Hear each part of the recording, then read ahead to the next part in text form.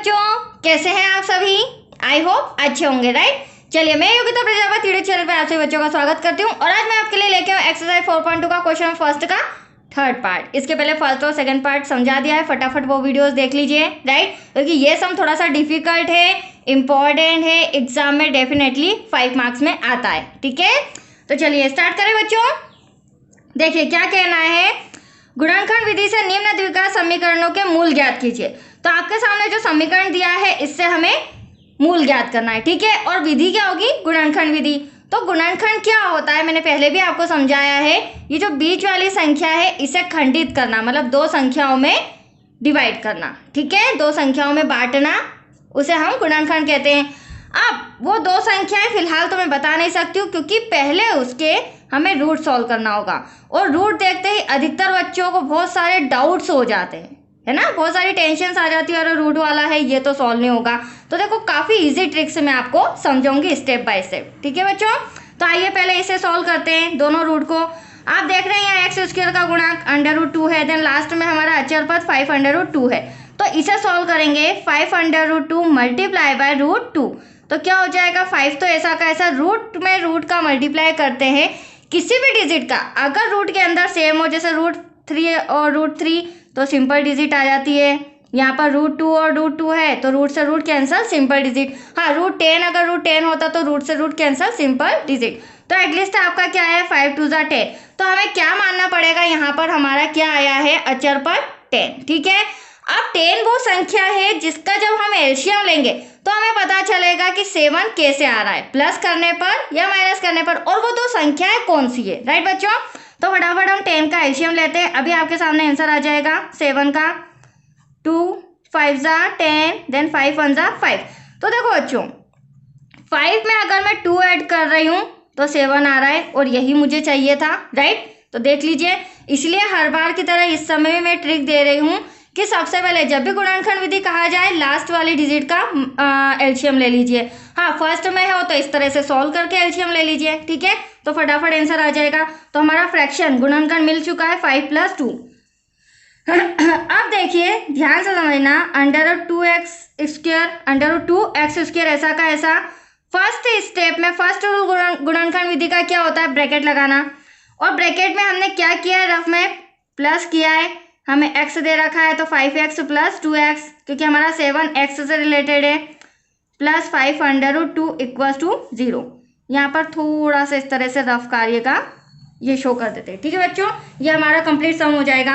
अब देखिए first rule क्या कहता है, ब्रैकेट लगाना। सेकेंड रूल कहता है ब्रैकेट हटाना। तो देखो ब्रैकेट किस तरह से हटाएंगे, और फिर ब्रैकेट के बाद प्लस है तो कोई टेंशन ही नहीं, √2x² प्लस 5x प्लस का 2x।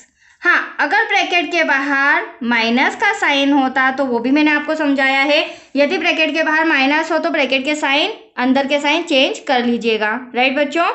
अब देखिए अगले स्टेप, फर्स्ट टर्म ये रही आपकी, सेकेंड टर्म ये रही। अब यहाँ से भी हमें कुछ ना कुछ कॉमन लेना है, देन यहाँ से भी कॉमन लेना है, क्योंकि हमें समीकरण के मूल बताना है, राइट। अब यहाँ पे √2 पहले आ रहा है और यहाँ पे रूट से रिलेटेड तो कोई डिजिट है ही नहीं, ठीक है, तो यहाँ पर रूट कॉमन नहीं होगा। बट आप देख रहे हैं फर्स्ट टर्म में x तो आ सकता है, तो एक x बाहर और एक x अंदर।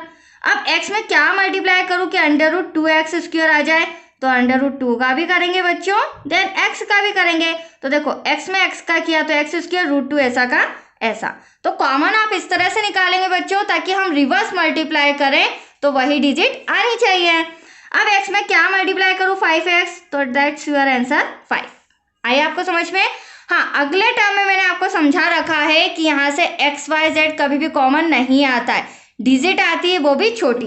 तो यहाँ बीच में हमें प्लस दे रखा है तो प्लस का साइन एज इट इज ऐसा कैसा।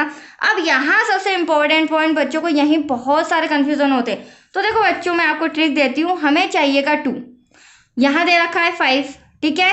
क्या डिजिट लूँ कि मल्टीप्लाई करने पर 2 आ जाए, तो √2 छोटा है। अभी मैंने आपको समझाया था √2 का √2 में मल्टीप्लाई करते हैं तो क्या आता है 2, और हमें चाहिए भी 2, तो दैट्स योर आंसर √2, ठीक है। क्या कॉमन ले रही हूँ मैं यहाँ से, √2, और आपको नजर भी आ रहा है। अब √2 का मल्टीप्लाई √2 में तो सिंपल 2, राइट। एनी डाउट बच्चों, x ऐसा का ऐसा प्लस, अब यहाँ पे 5√2, तो हमें 5√2 चाहिए, लेकिन √2 तो दे रखा है, तो हम क्या ले लेते हैं, ओनली ऑन 5 का मल्टीप्लाई कर देते हैं, तो ये आपका 5√2 भी आ गया। एनी डाउट बच्चों? इक्वल्स टू में 0। अब मैंने आपको पहले ही बताया है, यहाँ पर मैंने प्लस लिखना था, माइनस गलती से लिख दिया, ठीक है। मैंने आपको पहले ही बताया ये दोनों ब्रैकेट्स सेम होना चाहिए, ठीक है। अगर ये प्लस तो ये प्लस, ये माइनस तो ये माइनस, तो यहाँ पर दोनों सेम है, तो इन दोनों में से एक कॉमन ले लेते हैं बच्चों, √2x प्लस का 5। हाँ, और जो ब्रैकेट के बाहर होता है, ये ब्रैकेट के बाहर है, इसे भी हम ब्रैकेट में ले लेते हैं, क्योंकि आपका आंसर बस आने ही वाला है कुछ ही पलों में। अब देखिए, दोनों का कंपेयर 0 से करना है, क्यों? क्योंकि हमें मूल ज्ञात करना है। तो √2x plus 5 equals to 0, comma x plus √2 equals to 0। अब देखो, प्लस का 5 उधर जाके क्या हो जाएगा, माइनस का।